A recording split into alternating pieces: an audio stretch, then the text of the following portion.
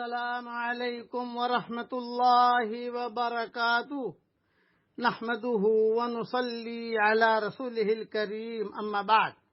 آج کا سبق سن لیجئے۔ آج کے سبق کی سرخی ہے زنا سے بچیے، پارٹ نمبر 36۔ اہم نصیحت کرتا ہوں، جو شخص نظر کی حفاظت کرتا ہے اس کے دل میں ایسی نورانیت پیدا ہوتی ہے جو اس کے چہرے اور آنکھوں سے اجاگر ہوتی ہے، جبکہ نظر کی بے احتیاطی کی وجہ سے چہرے پر پھٹکار برستی ہے۔ غالباً اسی وجہ سے اللہ تعالی نے غض بصر کی آیت کے بعد اللہ نور السماوات والارض والی آیت نازل فرمائی ہے، جس میں نورانیت کا ذکر ہے۔ قل للمؤمنین یغضوا من ابصارهم وَيَحْفَظُوا فُرُوجَهُمْ ذَلِكَ أَزْكَىٰ لَهُمْ إِنَّ اللَّهَ خَبِيرٌ بِمَا يَصْنَعُونَ۔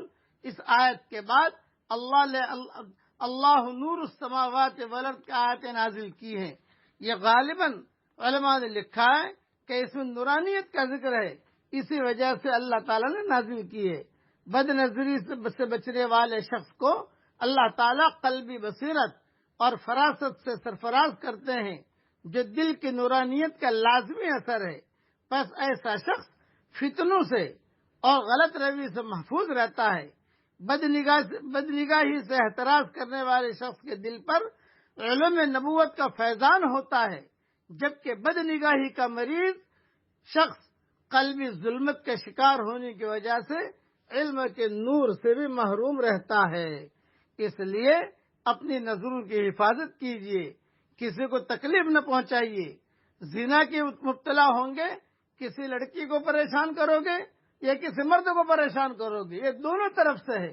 صرف لڑکیوں کو پریشان کرنا نہیں، بعض مرتبہ عورتیں مردوں کو مائل کرتی ہیں اور بعض مرتبہ مرد عورتوں کو مائل کرتے ہیں، یہ دونوں چیزیں غلط ہیں۔ کسی کو تکلیف نہیں دینی چاہیے۔ ایک حدیث سن لیجئے۔ حضرت ابو ذر رضی اللہ تعالیٰ عنہ نے حضور صلی اللہ علیہ وسلم سے یہ روایت نقل کی ہے کہ میں نے ایک شخص کو جنت میں ٹہلتے ہوئے دیکھا۔ میں نے ایک شخص کو جنت میں ٹہلتے ہوئے دیکھا۔ وجہ کیا؟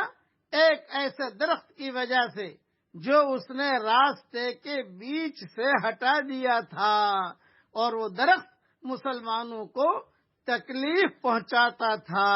یہ حدیث صحیح مسلم شریف میں ہے۔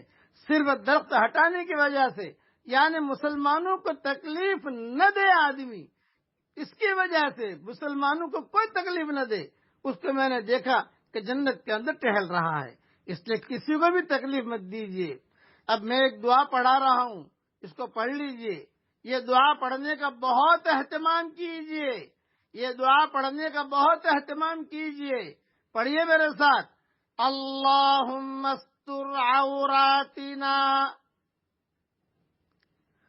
وآمن روعاتنا۔ ترجمہ پڑھ لیجئے۔ اے میرے پیارے اللہ، دشمن کے مقابلے میں جو ہماری کمزوریاں ہیں ان پر پردہ ڈال دیجئے، اور ہمیں خوف کی چیزوں سے امن عطا فرما دیجئے۔ مسند احمد میں مجموع الزوائد میں یہ روایت موجود ہے۔ امیجز بنا کر بھیج رہا ہوں، اس کو محفوظ کر لیجئے اور پڑھنے کا اہتمام کیجئے۔ اللہ جل جلالہ عز والہ ہم سب کی قیامت تک کے آنے والی نسلوں کے لیے حلال بستروں کا اللہ انتظام فرمائے، حرام بستروں سے اللہ تعالی ہم سب کی پوری حفاظت فرمائے۔ اللہ تعالی ہمارے دلوں میں ایمان لکھ دے، ہمارے دلوں کے تختیوں کو اللہ نور سے بھر دے، ہمارے دلوں کے تختیوں میں معرفت کا نور داخل کر دے۔ آمین۔ وآخر دعوانا ان الحمدللہ رب العالمین۔